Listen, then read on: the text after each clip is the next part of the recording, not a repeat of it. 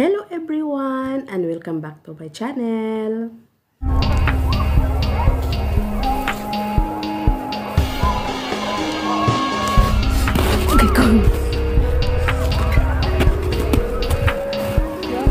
Nala ako maglalakad sa tuwin mo.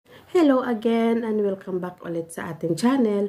And for today's video, sasagot tayo ng isang katanungan. Ang tanong ni Kabayan ay ito.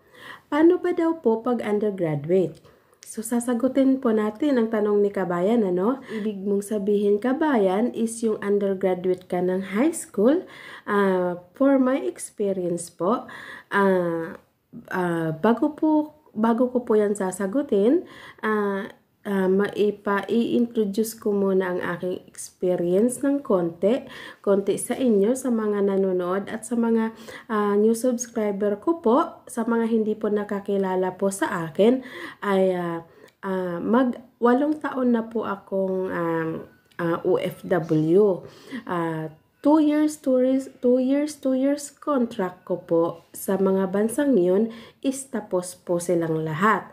Tulad ng first abroad ko is yung sa Jordan. So 2 years din po ako doon. So natapos ko din po yung kontrata. Second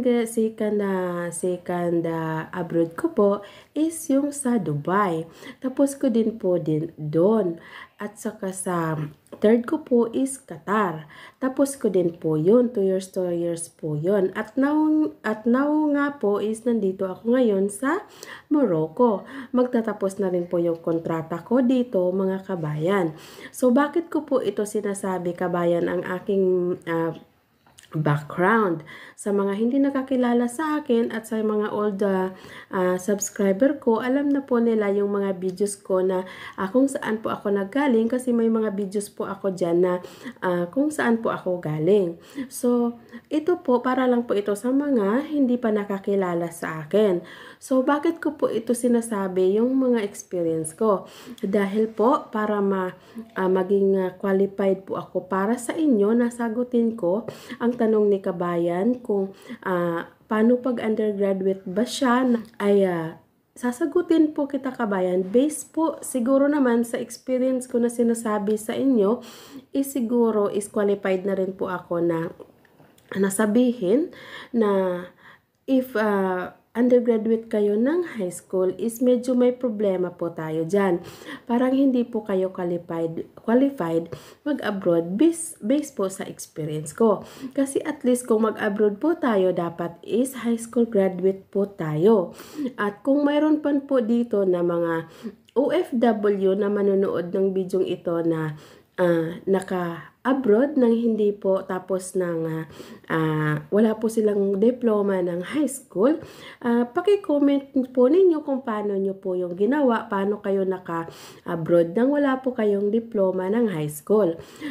Pero sa tanong ni Kabayan, yun po ang sagot ko sa iyo, kabayan, is at least kung mag-abroad po tayo is at least high school graduate, may diploma tayo ng high school po na diploma. Kasi required po yan ng kung mag-a-abroad po tayo. So, sana, kabayan, is nasagot ko ang iyong katanungan at naliwanagan ka sa iyong tanong.